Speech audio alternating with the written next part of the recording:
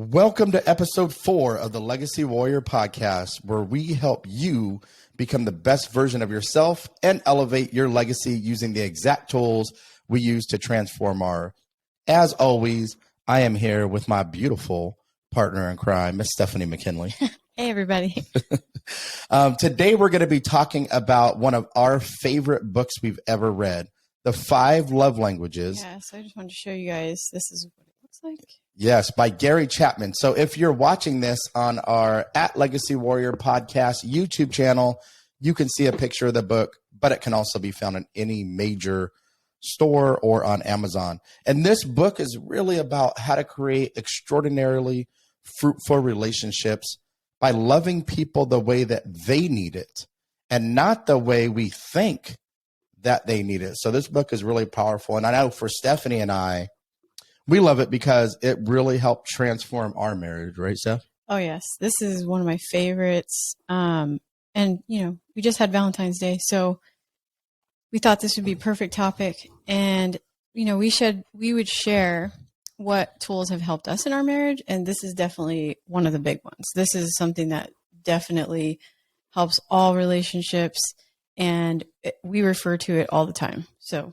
Yeah. And last week we talked about how to create better relationships, not only with yourself, and we gave you 4 keys to creating better self-talk so that you can get rid of that inner angst. But we also talked about how to create better relationships with other people. And this book, I got to tell you guys, this book was transformative.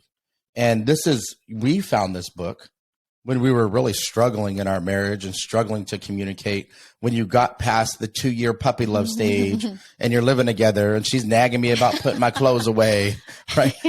Nagging me because I left a dish in the thing. And, and she's getting frustrated because I didn't put my clothes away because I left a dish and that I should have cleaned up. And so and then we're loving each other in the way that we needed, not the way the other person needed.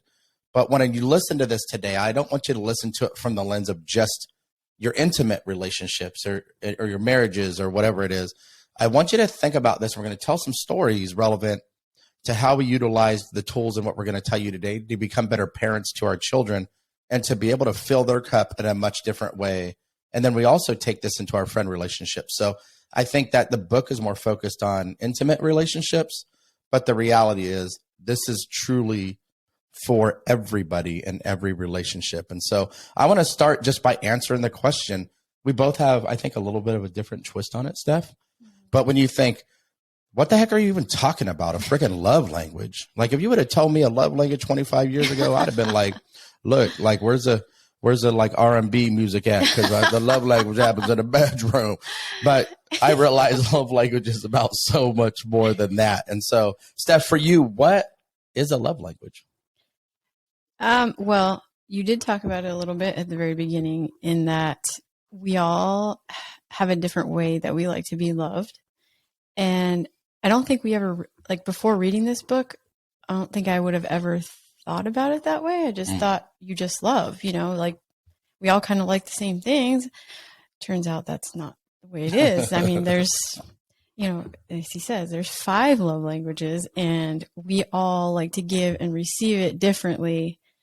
And this is so key because like he just talked about when we get out of that puppy love stage, which we all know that's the very beginning. And unicorns and rainbows. It only lasts so long. And then reality starts to set in. And you really do have to pay attention to this type of thing in your relationships because this is what makes it long lasting, because you won't get very far without recognizing that your partner probably needs to receive love in a different way than you're giving it to them. So yeah, we're going to dive into what they really are and how you can use them in all your relationships. Because like he said, we use it with our kids. I recognize it with everyone in all of my relationships now. I recognize my parents, I recognize my friends.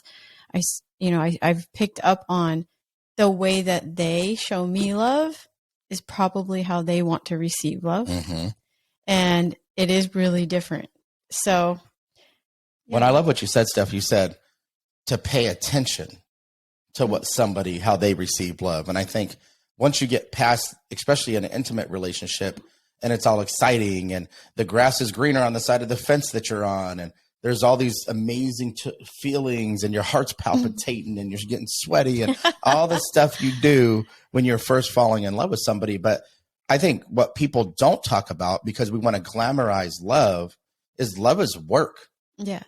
Like the scripture says, love is patient, love is kind, love does not judge, love does not boast.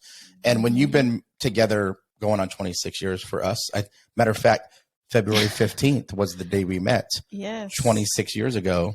Steph, you're so lucky. God, that was such a good one for you. Oh, listen to this. And so, but for me, it's the intentionality.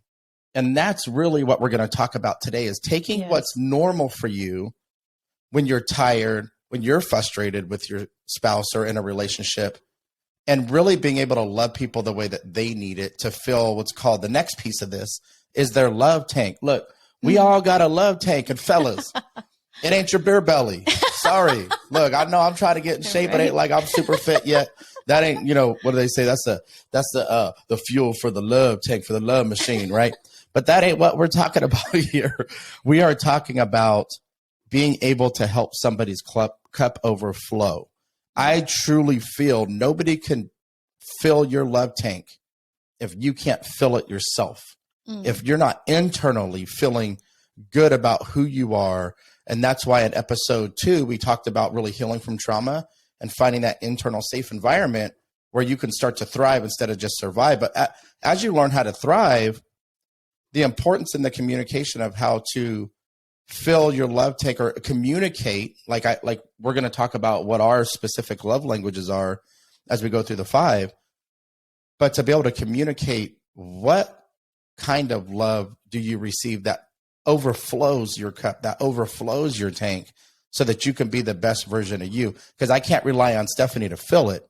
Right. But Stephanie can help it overflow, and vice versa. Absolutely. And so for you, Steph, like what, I got all my crazy analogies. Y'all know how I do it at this point.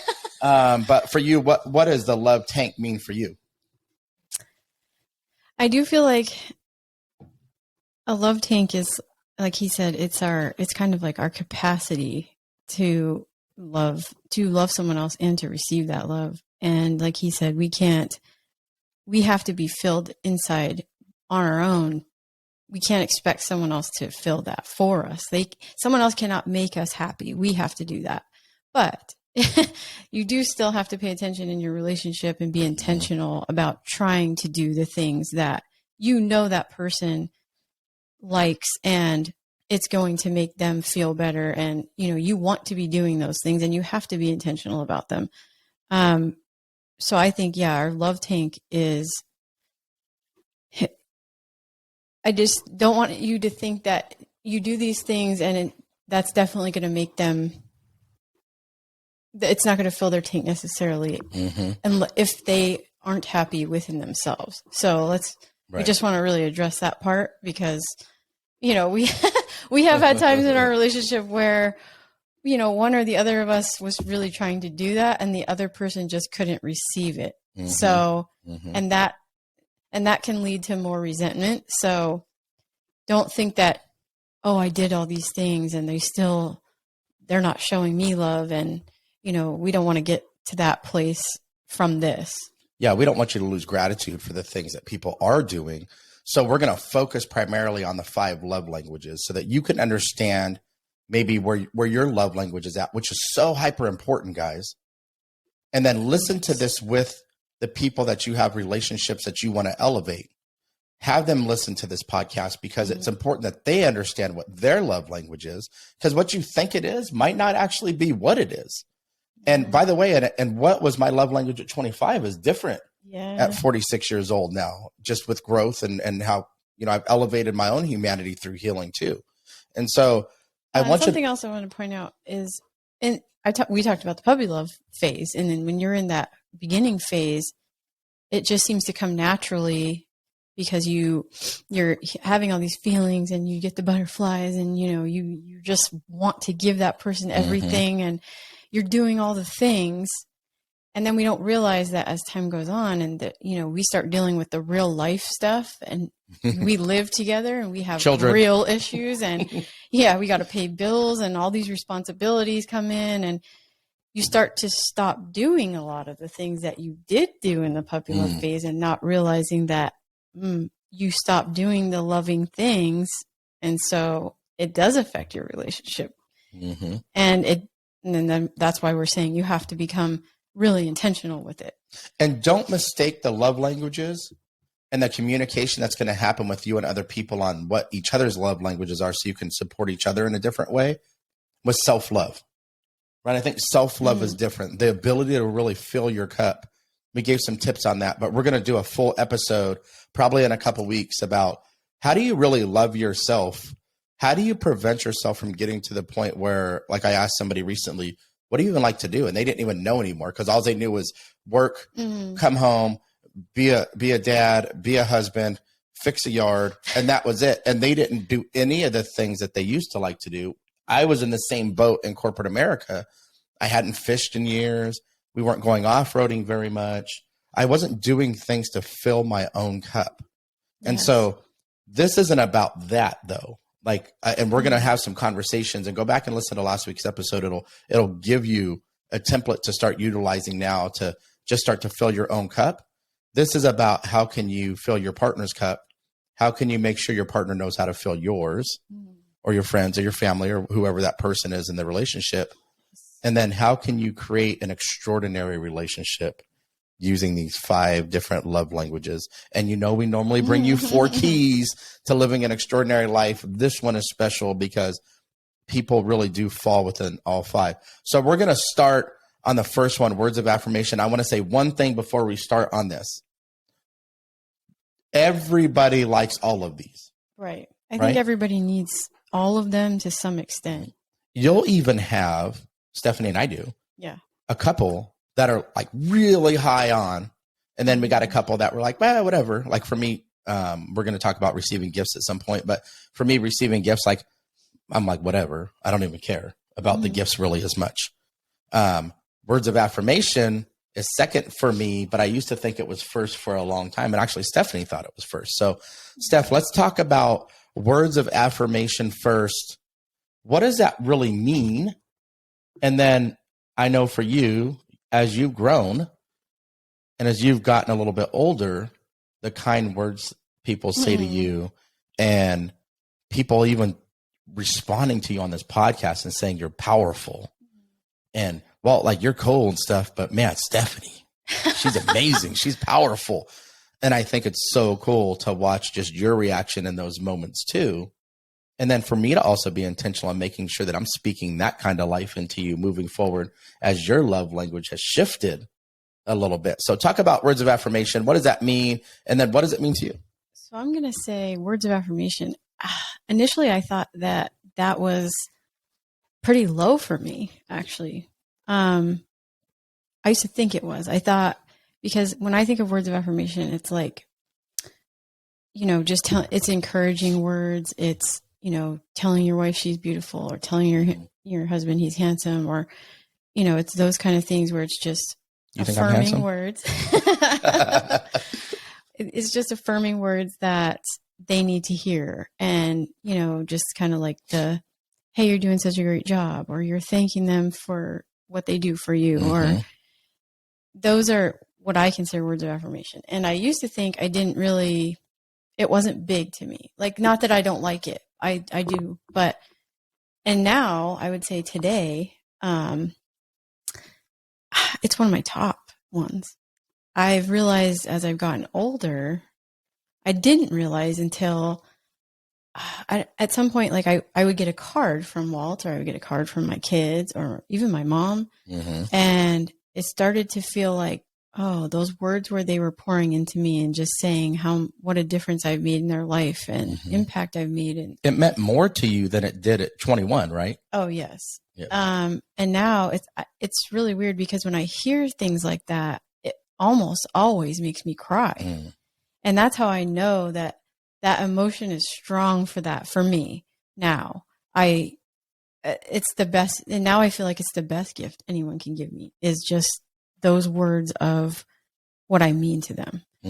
And I always thought for Walt, I think I always knew that that was going to be big for him because of his past. And, we've talked about how Walt has had, a rough childhood, and he didn't really get that kind of, he got a lot of negative words spoken to him. And so I knew that that was probably going to be a big one for him. Mm-hmm. And I always would tell him it wasn't as big of a deal to me. But now it really is. Well, it's interesting, of course, because it's what I do, fellas. You guys feel me? I was telling Steph she was beautiful and how much I loved her, how nice her butt looked, and all that stuff that I thought she would need along this life journey. But what's crazy is if you think about it, and you think about all 5 of these, when somebody, and I want you to think about this during it, when somebody does one of these for you, how do you feel?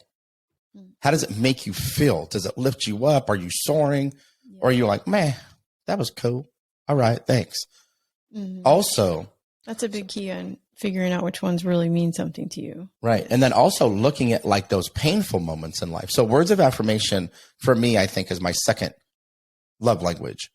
And I think that because life wasn't spoken into me until I moved in with my aunt at 15 and a half years old. I didn't get told that I was loved. I got told that I would never be anything, that I was a piece of that, I looked like my dad or whatever it was. Or I don't, like, at times told that straight up, I don't love you by my father. And so I think about those moments. And when I moved in with my aunt, she really poured that piece into me. Mm-hmm. She was like my biggest champion, my biggest cheerleader, telling me how handsome I was and how amazing I was. And I played basketball and I was going to make it to the NBA, which, hey, at 46 is not my dream anymore because I can't even jump. But good Lord, I used to carry a basketball with me everywhere and play for hours a day.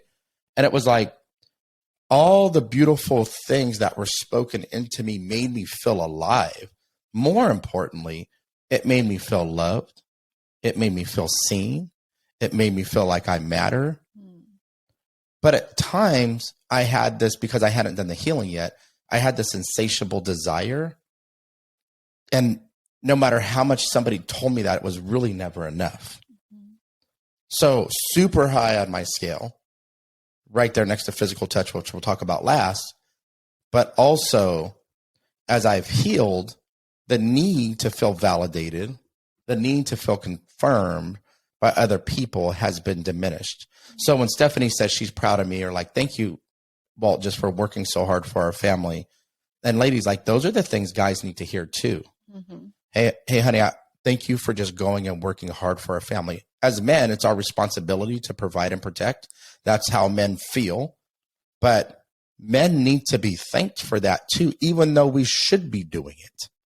It's amazing how much that level of respect that comes from the ladies to men really does impact the man. This one is a lot of the shows appreciation. Mm-hmm. Probably one of the biggest ones that shows appreciation. And I think a lot of us don't realize how important that actually is to how we feel. Mm-hmm. And by the way, Steph, because you could speak to this, because I wasn't always good at this.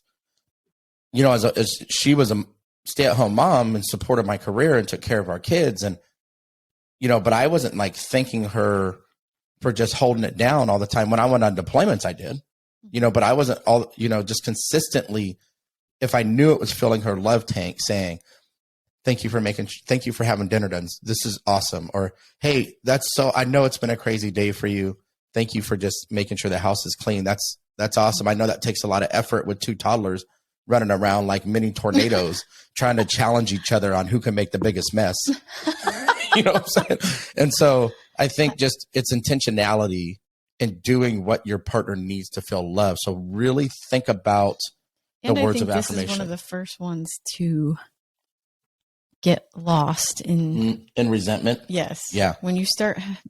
If resentments start building, this is one of the first love languages that gets to where it's really hard for you to do for the other person, mm-hmm. because it's really hard to tell them nice things when you're not feeling the love from them, or, so. Mm-hmm.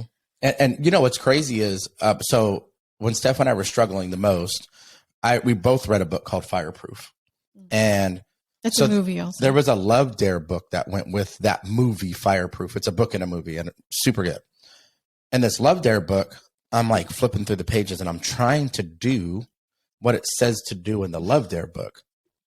But I didn't have the purest of intentions, if I'm being real. Somewhat was, I just wanted her to feel loved and I wanted to receive that back. But I had expectations of what I thought she should do because I was doing something and trying to show her love. But the reality was I wasn't really doing the things that would fill her tank. She was struggling because as a mom with toddlers, it's hard, man. Y'all ladies got it tough taking care of them babies, and fellas out there doing it by yourself too. I mean, it's a challenge. Kids are beautiful, but man, they suck the life out of your relationship and you at times. And then wait till you got teenagers. No, I'm just playing. I love my babies. And so I think just making sure that you're intentional in those moments is crucial, and figuring out as we go through the other 4 right now, are you a words of affirmation person? If you think you are, it's your responsibility to tell your significant other or the person whose relationship you want to make better. Yeah, like I said, I think I've figured out that one's pretty high for me because I cry almost every time someone tells me something nice, which sometimes I'm like, God, it's pretty sad, but it really does mean a lot to me. So, but it's not like you don't get told nice things. So it's not because it's like, oh, nobody ever tells me something nice, I'm going to cry. It's like, I can see it even in your face when you hear that, like the powerful stuff, when you hear how you just touch somebody's heart, how what you said really changed your perspective. It's meaningful because it's your primary love language now, right? That's where the emotion comes from. It's just me, like, wow. Yeah, I think, because I'm in my mid 40s, I think, and we start approaching this side of life where we start to feel more like we want to make an impact.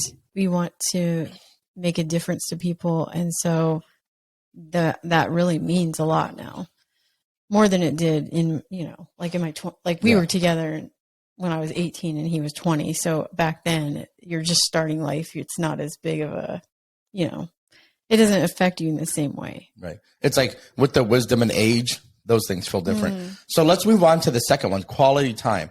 This one's huge because I think in today's digital age, and I don't have my phone sitting in front of me as a matter of fact, but I would show it on this video that we're on. Phones have become a huge distraction. And Stephanie and I still do this to each other. We'll be sitting there talking to each other, looking at Facebook at the same time. Like, what the hell are we even doing?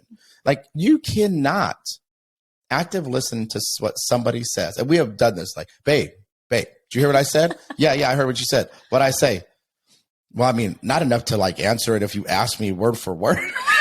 And I think being able to put your phones down, going to dinners, putting your phones away, engaging with your children differently, engaging with your spouse differently. It doesn't mean that you can't look at that, but don't let that be a dopamine hit for you because you're looking for the like, because you're not getting the love language you need in your home. Yeah, I think quality time is that it means that there are no distractions. You're actually fully present and paying attention to the person that you're with. And this is actually this was my top one. I used to say it was before words of affirmation. Now quality time is up there for me. It's either my top or my second. And this is quality time with not just Walt, but also with my children, with my family, friends. Yeah. I want their quality time. Like I want the time where we're focused on each other and we're spending actual time together doing something that's not electronics or watching TV but actually actively doing things together. It's a really high one for me. And it's like he said, I think that's become even more challenging than it ever was. I mean, work and school and all of those things have always been distractions. And, when you're raising kids and you're running them to activities and, and you're working and you're trying to get your things done at home. And there's so many tasks that you have to do all the time, constantly. And we're always so distracted and it's really hard to get that quality time, but it's so important. And especially to your children. I think for most children, this is probably a top one. And yeah, like you ever looked at kids? Like we would take them to our activities, even though we're sitting there and we're like, oh my gosh, it's another 1 hour gymnastics class. They would still be looking up at us the entire time to make sure we were paying attention. For them, that was quality time to them there. Yes. They just want our undivided attention, that we're paying attention to them.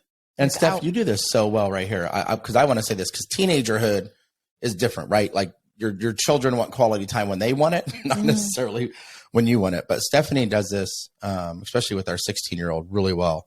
You know, like most teenagers, she likes TikTok and she likes Harry Styles and One Direction and all that kind of teeny bopper stuff, right? And Stephanie will watch these Harry Styles videos, or she'll watch these TikTok videos for 15, 20 minutes with Brianna, because for Brianna, that's quality time. And although that we don't think that's her top, we know that's an important component. I know it to means her a lot feeling to her, love. and I've seen her get upset when she feels like you're not paying attention. She will storm off. So I know that means a lot to her. Yep.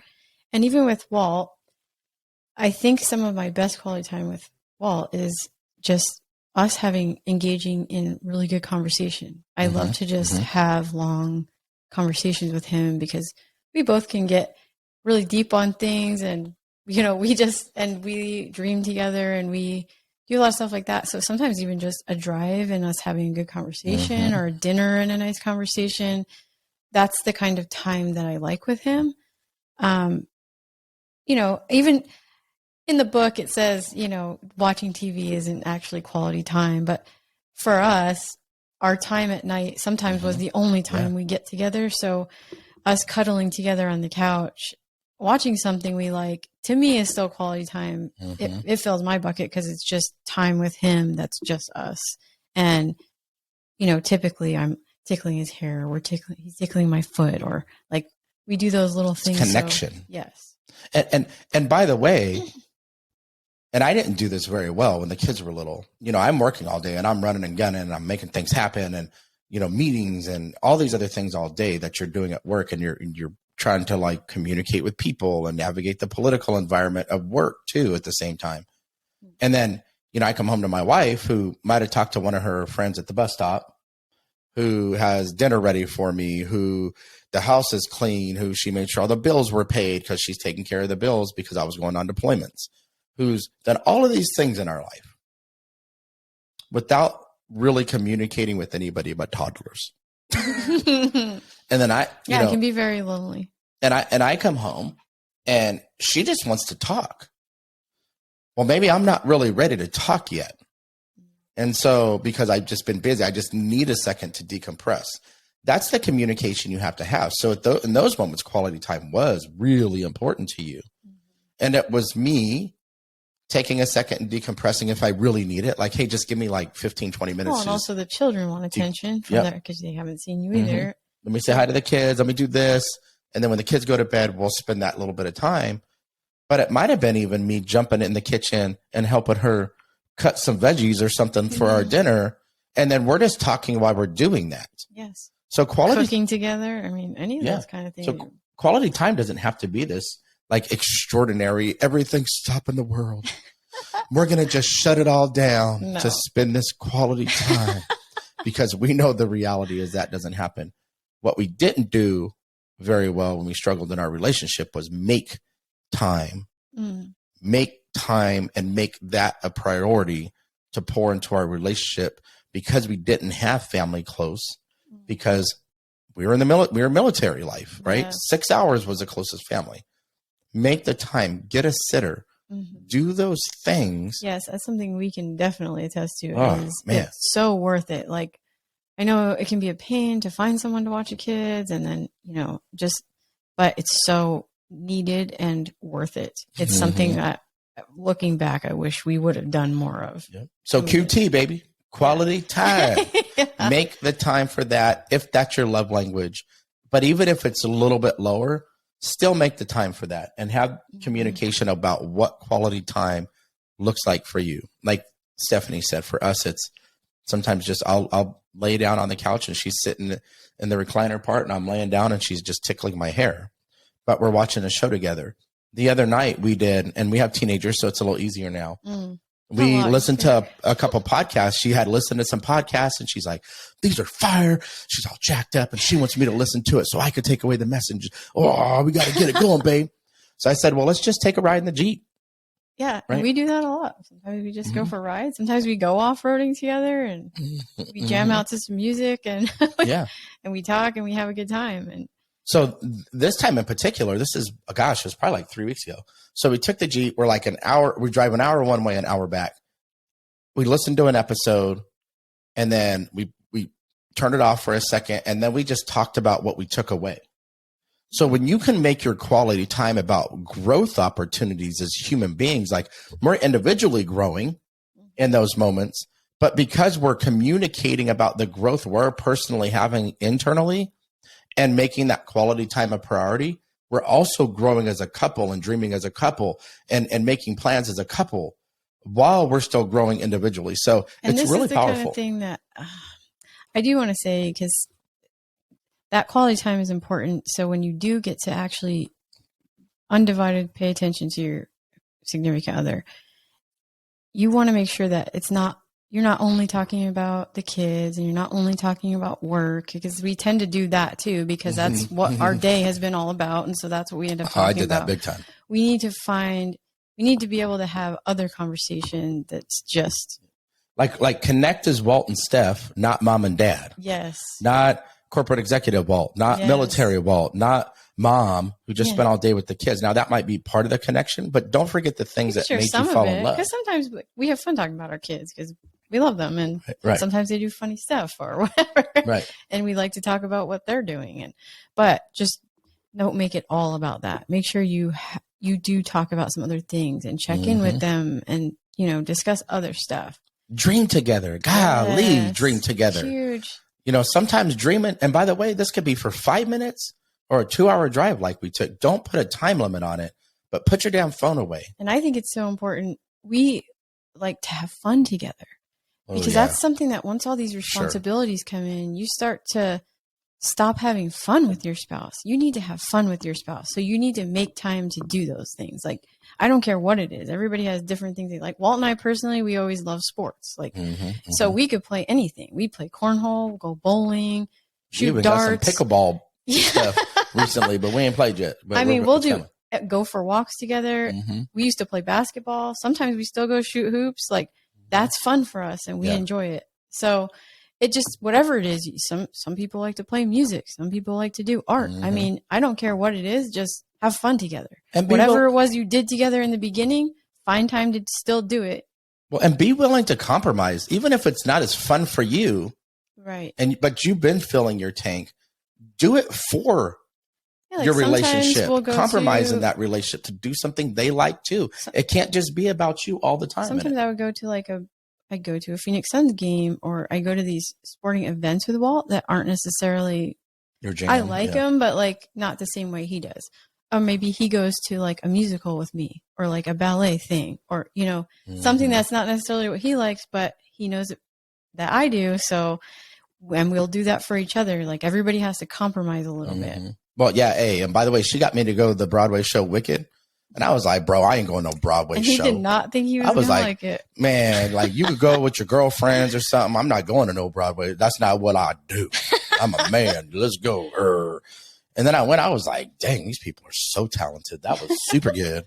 And my wife looked gorgeous because she got to get dressed up to go out. So, and then, hey, there's some benefits on the back end of her having a good time. Like, I love to see my husband dressed up. Like, he looks hot when he gets like that. So, that stuff increases. Oh, I look hot. I'm going to have to do that a little bit more often. Time to get out of the shorts and flip flops and workout gear. All right, let's keep moving on. So the next component that we're going to talk about is gifts, receiving gifts. Now, for me personally, thoughtful things matter, but like big grandiose gifts don't matter. If I've always wanted something, I would just go get them. But for some people, receiving gifts is huge because those people, and by the way, those people are typically the biggest givers of gifts in your life, but those people feel special because you thought of them. Mm-hmm. And I think when we think gifts, like in my mind, automatically, I guess the way I'm programmed socially, I'm thinking diamonds and like all these Jewelry, grandiose flowers, things that need to be a gift. But what's really cool, and I want you to talk about Monica on this one a little bit, Steph, is a gift could be stopping and getting somebody a Dunkin' Donuts coffee, iced coffee, and bringing it to them. Because the way it fills them up, the love they feel from that is being thought of in a moment with something that they like that you went and got for them. So sometimes maybe it's not the actual gift. Mm-hmm. It's the thought of the gift and what you did consciously to make a decision to get that for them that makes them feel loved. So talk about that, because I think Monica's huge for this one. That's our 18-year-old. This one, I've taken a lot away from him, my husband, and our daughters, and other family members and friends. I've paid attention to this because certain people I can just tell really love getting gifts. And some people, it's just really, like Walt is one that the only gifts I really noticed that he really liked was things that I personally like made. It was like a cassette tape with our songs dedicated to y'all him, don't judge. or They didn't have CDs back then. You burned a cassette tape. Everybody over 40 knows what time it is. back in the day, we did that for each other. We made cassette tapes with all of these love songs on it. And that kind of gift he liked. Or one year, this was one of the best gifts I ever saw him receive. It was a Father's Day. And this was actually coming out of a really tough time in our marriage. This was when we had gotten to probably the lowest point of our marriage, and we were starting to work our way back out. Mm-hmm. And it was Father's Day. And I took time I found all these pictures that I had taken of him fishing with the kids. Mm-hmm. And they were little, like, toddlers, like 2 to 4. And fishing was really big to him. Like, that's one of his favorite hobbies. Yeah. He absolutely loves it. And he loved taking our girls out and, sharing that with them. And so I had a lot of pictures, and I made this, and this is before, nowadays they have a lot of programs to help you do all that a lot easier. Back then it was not very easy. I had to collect all the pictures, and then I did find I don't even know what I used, but something that made a slideshow. Mm-hmm. And there was a country song too. That was it's a Teresa Atkins song, I believe. Yeah. It was about a father fishing with his daughter. And I knew he loved that song. And I put the song to the slideshow with these pictures, and it made him cry. She got me. And I had never. She had been trying to get me cry for years. I'm telling you guys, I could count on my one hand how many times I've seen him cry since we've been together in 25 years. Well, more in the last couple of years. Yeah. On this journey. It's more, recently. But back then I had never, it's very rare to see Walt cry at all. So the fact that he started to play that and I saw him cry, I was like, yes. Even my daughters were like, yeah, Mom, my dad's crying. I was so awesome. Proud of myself.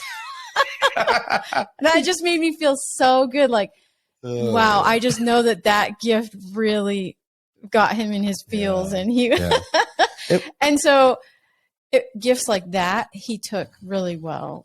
And, I tried to be creative and do some things like that because I noticed that those were the type of gifts he likes. But if I just went and bought him something at the store, it's like, it didn't mean anything to him. I could just tell. Thanks, babe. He literally didn't care at all. And now vice versa, our daughters, my one daughter, our youngest daughter, Brianna, she absolutely loves gifts. I mean, you can just see her. She lights up to open gifts. And it doesn't matter what it is. Mm-hmm. She just loves to get gifts. And our other daughter, Monica, is kind of similar to Walt, where for her, it's not. It's the thought. Yeah. It's more kind of if she just noticed that you got her a gift that she could tell you had to really pay attention to her and know that she liked something and you got it, then she really loves that. And well, I want to tell a quick story about this one because I think I had to really transition as a dad here. So we're going to talk about physical touch. We're 2 pieces away from that.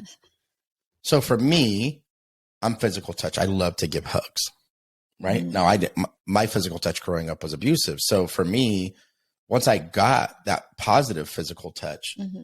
it transformed my mind around what it could be. And you have to realize, like, Walt couldn't even give a hug. When he went with his Aunt Diana and she rescued him out of the abusive situation, he would like pat. She told me he would like pat you on the back. He couldn't even give a hug. And so she was trying to figure out how to get him to even respond to touch in a way that wasn't bad. Mm-hmm. And so she would like pinch him, and she started to teach him how to love. Like punch on my arm, but not like punch me, but like the cute little punchies, But I think, so let's not give all that away yet. But I think it's important because as a dad, I wanted my kids to feel loved. But the way I feel loved is through physical touch and hugs and stuff like that. So every single night, as long as I wasn't on deployment, and Steph can attest to this, every single night before bed, I would walk in and I would give them both a hug. Now, easier when they were kids because we read them books and we did all that kind of stuff. But as they became teenagers and they didn't want you cuddling in bed with them, reading them a book, I would still walk in and give them both a hug. And one day my daughter, Monica, she goes, Dad, you don't have to come in here and give me a hug every single night. And I thought, what you mean? No, I want you to feel loved. On my deathbed, you're gonna tell stories about how your dad gave you a hug every single night until you moved out of the house. And then every time I see you, I'm going to give you a hug too, because that's what I do. What I realized, and she didn't know how to frame it up, but I was loving her like I need to be loved. I wasn't loving her how she needed to be loved. Now, it didn't mean she didn't want any hugs. It just meant she didn't need me to come in and give her a hug every single night. But on Saturday morning, if I got up and we got her a gift of Dunkin' Donuts coffee, that's where that analogy came from. She loves coffee. She loves iced coffee. So I would literally go to Dunkin' Donuts in the morning, get her an iced coffee. Sometimes that's all we would get. Mm-hmm. And then I would go set it on her, because teenagers be sleeping in. I would go set it on her nightstand. So when she woke up, she would see she had an iced coffee there. That meant more to her than any hug I could have given her, because it wasn't about me and the way I felt like I needed to love her. It was about her and the way she needed to be loved and what made her feel the most loved. It's not like a hug doesn't make her feel loved. Receiving gifts is huge for making her feel loved. I want to move to acts of service. Do you have anything else to say about this? Nope. Awesome. So let's move to acts of service. So acts of service, you want to take this one, or you want me to frame it up? You can frame this one. All right. So acts of service, really, so don't think gifts. Think about doing something for somebody. So acts of service can be helping cut the grass. Acts of service can be helping cook a dinner. Acts of service can be bathing the kids. Doing dishes. Acts of service can be anything that you do for somebody that is normally their responsibility. Like, how cool is it? Even now, right? Steph will cook dinner and she'll be finishing up, like, once we're done, and we eat dinner at the dinner table every night. That's just been kind of a thing that I saw her family do that I loved and I wanted to adopt in my own home. And so sometimes when she's just sitting there, she could be talking to Brianna, or maybe we're all the way done with dinner and Brianna went to her room and Monica's out of the house now, or maybe she's just looking at her phone for a couple minutes, so we're not talking about anything. I might just go behind her and just do the dishes in the kitchen. She don't even realize it sometimes. And then she turns around and she's like, oh, damn, that was super dope. I can't believe you thanks for doing the dishes, babe. And I was like, thanks for dinner. Right. And now you can't do the dishes with hoping you might get some physical touch later. You got to do the dishes. Like, acts of service isn't really high on her list, but I know that she still likes them, right? So I'm just doing the dishes because I love her. And then we can get to our quality time and we can go do the things that fill our own buckets. Even, I see a lot of couples, we don't drink coffee, Walt and I, but I drink iced coffee sometimes, but I don't make it at home. But I see a lot of couples that they, the one will get up earlier and they make coffee for both of them. And some people love that. That's the kind of acts of service and things like that. Like, if she cooked dinner or he cooked dinner, the other one does the dishes, or just things like that. Like, And I know for a lot of women, this is probably a big one because we feel like we do all these things in the home. And so we just love it if our husband jumps in and does some of those things for us. It's like takes a lot off our plate. And then we just, and we feel loved from that. And the more somebody feels loved, the more they give love. And this is something I noticed. So our older daughter, Monica, and my mother, I think acts of service is pretty high for them because I notice that is how they give love. They are always doing those kind of, like my daughter used to just jump in and start helping cook or bake or do dishes. And that was her way of showing you love. She would do those kind of things. And my mom, the same. My mom was always doing those kinds of little things for us. And I just feel like that's how she would give love. Yeah. And so a lot of times if that's how you give love, then you probably like to receive love that way too, but not always. And think about it. When was the last time you cooked somebody breakfast and brought it to them? What's their reaction? Right. Who doesn't like to get breakfast in bed or but somebody anything like that is an act of service. But somebody whose love language is acts of service, it's elevated when you do that for them. Like they feel so special and they feel like a queen or a king and they're like, man, and they just feel so loved in those moments that it just transforms the entire day that they have in front of them. It's a beautiful thing to watch. I think a lot of moms especially, but both parents, I think we tend to do this for our kids a lot. You know, we'll just take care of things for them sometimes. And, you know, that means a lot to them sometimes. It just depends if that's their love language. But again, as we get to this last one, you can't do these things because you expect something in return. Correct. You really got to do all of these things selflessly to make your partner feel loved, to build love in your relationship with your kids, whoever it is, right? I say partner a lot just because it's the easiest transition. And I feel like you can tell if someone is doing it because they're expecting something or they want something in return versus they're just doing it because they love you. And then also if these are if this is your love language, no matter what we're talking about today, take it in, man, receive it. Love it. Don't deflect and try to give it back because you ain't feeling good. And tell the other person that gave it to you, make sure you let them know how much you loved it so that it reiterates to them, oh, they really like that. And they'll probably do it again. Yes. I mean, boundaries teach people how you want to be treated. We'll do a whole episode on boundaries. Oh, yeah. I talk a lot longer than 45 minutes about that. But also digging into these love language and thanking people, it also trains them how you want to be treated too. And people that love you want to really give you what you want. So make sure that you're doing it with the purest of intentions because it's going to be received the best. And then they're going to turn around and maybe not right away. Maybe there's some resentment in your relationship that ain't ready yet. That at some point they're going to turn around. They're going to start loving you the way you need it to. And then your relationship's going to take off and work through that challenge that you're going through in that moment. Typically, if you do some of these types of things and you figure out what their love language really is and you start to really do these with the intention of, I just want to do this to show them I love them, it probably would start turning things around. Yeah, facts. And so let's talk about my favorite. Look, fellas. Saving the best for last. I want to caveat this next one, physical touch, by saying it ain't just a physical touch. We started with mine and we're ending with his.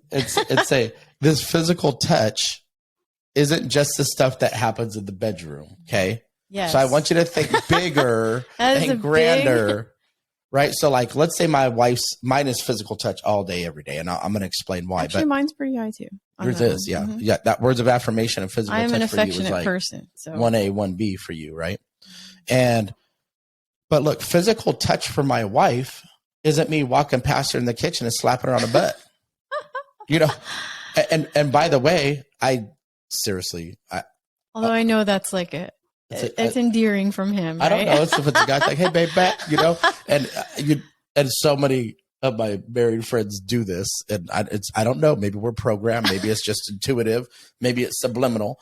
So we're talking about more than these things. So I want you guys to really hear what I'm saying around the physical touch piece. So physical touch is so much more than that. And I talked about, I grew up in such a chaotic, abusive home. Homes, I should say. Mm-hmm. The physical touch was always negative. It always hurt. It caused pain. And so for me, that was my physical touch. So Stephanie was talking about it.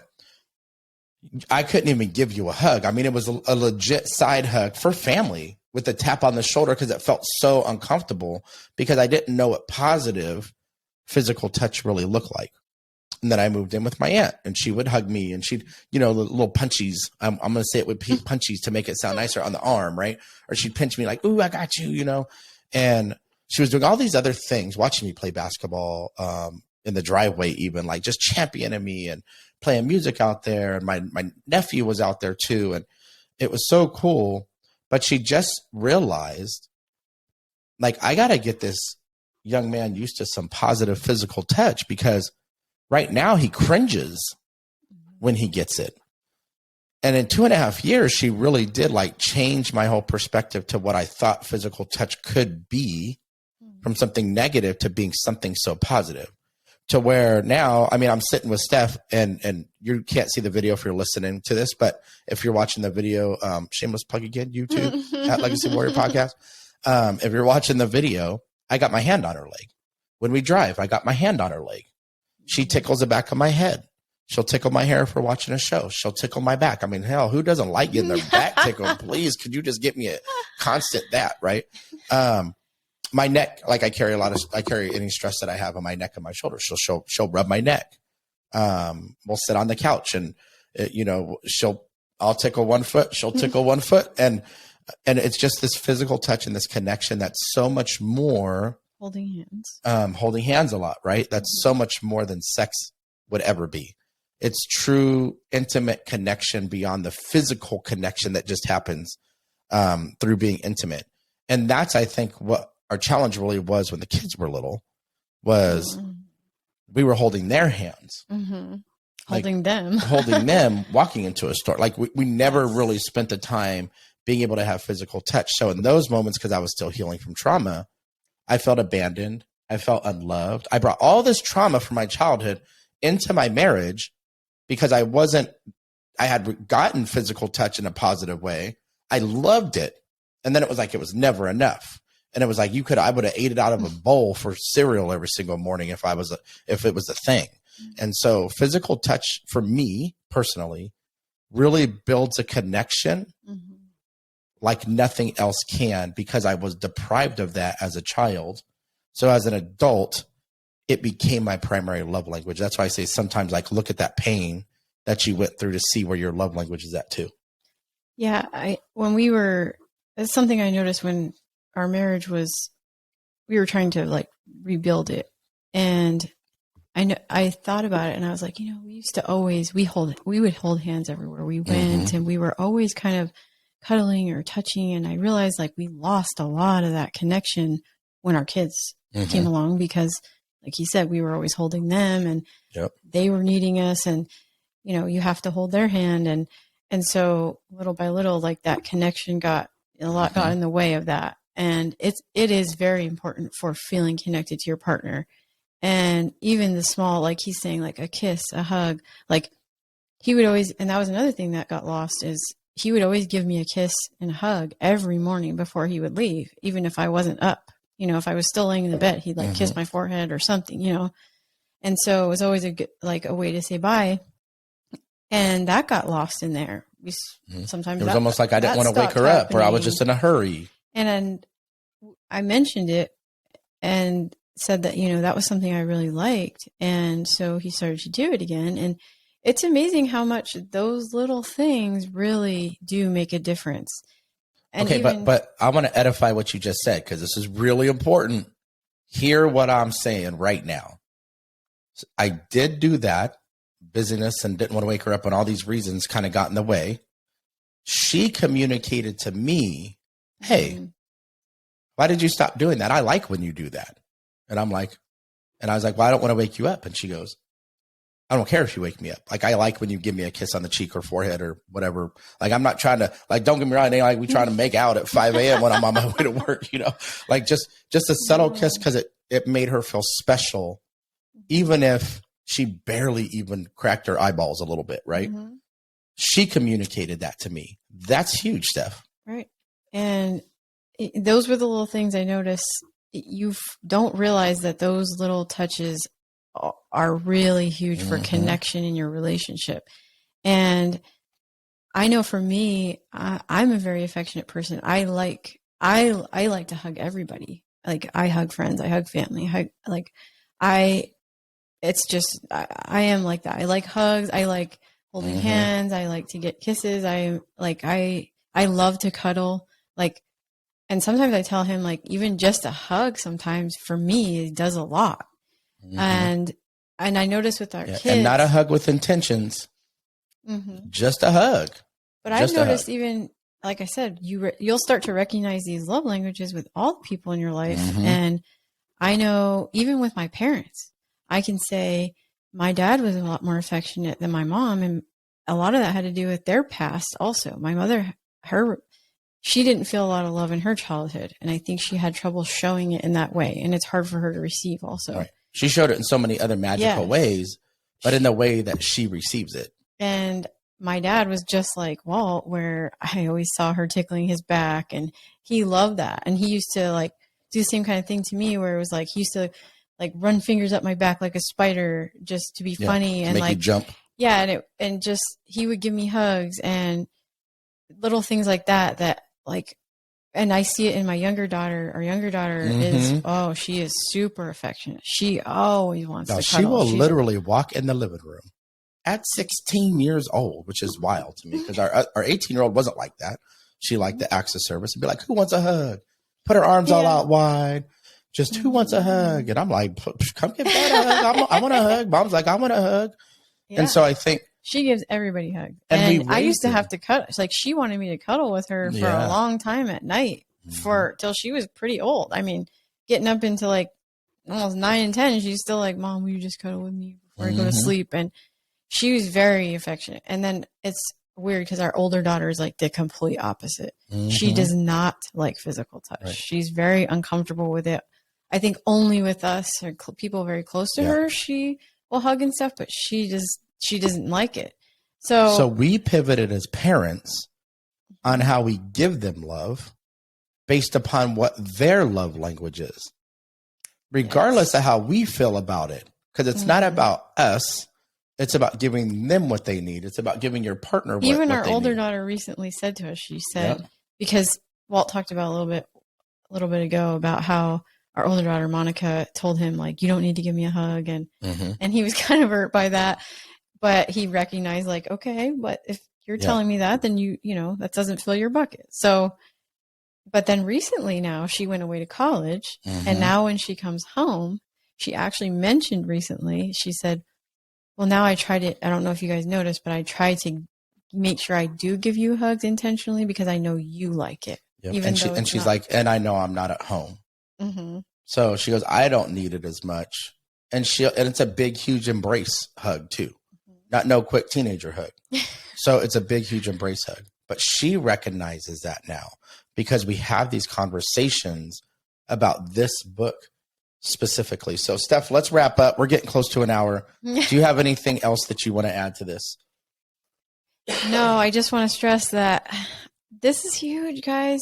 The love languages makes a huge difference. And like, we can't say it enough that the way you want to get loved, the way you receive love, the way you give love may not necessarily be what the person in your life needs, you know, and they may receive love a totally different way. So it's really important that you find out what it is they like to get and pay attention, because some people aren't good at communicating what it is. And maybe sometimes they don't even know. The way you tell is you can see their reaction when you do those things. Like, you can tell if they get emotional, then that is probably their love language.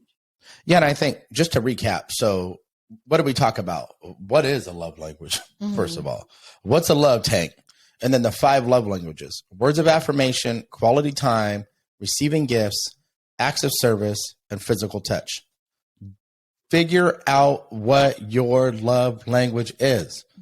You don't even have to buy the book. There's so many things online on YouTube about the 5 love languages written by Gary Chapman that can really help give you the extraordinary relationships that you've been looking for, that you yearn for, that you want, and to be able to be loved just like how you want to give to other people. And so what I challenge you is figure yours out first. Mm-hmm. Right? Don't assume your partners, or don't assume that relationship you want to work on, and your kids. Don't assume what theirs are. Have a conversation with them about it. Have them watch a video if they're old enough, right, about it, where they can articulate what their love language is. Pay attention to the nuances. Be intentional. We talked about that at the beginning. This transforms relationships. It really does. Yeah. I mean, really, it's like extraordinary relationships that come out of this. When you make this intentional and you're working in unison with your partner or your kids or whoever that person is that you're trying to build a more fruitful relationship with. When you can lock arms, step forward together, knowing what each other's love languages are, and you're doing each other's love languages for each other, the relationship will just go into the stratosphere. It is like literally like blast off, and you're having this wonderful, loving relationship with this person. So we're going to wrap it up. I thank you guys for joining us on episode 4. I appreciate that. Stephanie appreciates that. I think next time, what do you think? Should we talk about boundaries? There's been a couple different things. I think boundaries, we get so much feedback from people about talking about boundaries. I talk about healing from trauma, and there's a lot that comes my way from people. And how do you even set them? How do you know, like, how do you not piss somebody off when you do? I struggle to set them even for myself, much less with other people. There's so much dialogue that happens behind the scenes of people struggling to set boundaries. Yes. But what I will tell you, if you want to really transform your life and your relationships and elevate them more, boundaries are huge. Yes. For that. It's a huge topic. So we're going to talk about that next week. But look, do me a favor, guys. If you know somebody needs this message, if you know, I go to a men's group at church every Wednesday, like the men in there are struggling. Like if the men just sat back and read this and or listened to it on Audible or whatever, listen to this podcast right here. Listen to it with your significant other, or just have them listen to it. Like either way, you got to make it happen. Make it happen. So that you can have that relationship that you've been looking for, and so can they. So don't forget to subscribe to our YouTube page and connect with us on Instagram. Both of them are at Legacy Warrior Podcast. We'd also love to hear what you think.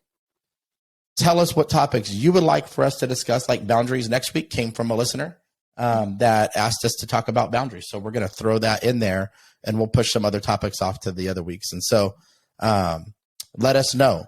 So until the next time, keep growing, taking steps forward, and leave this world a little bit better than you found it. Be blessed, y'all. See ya.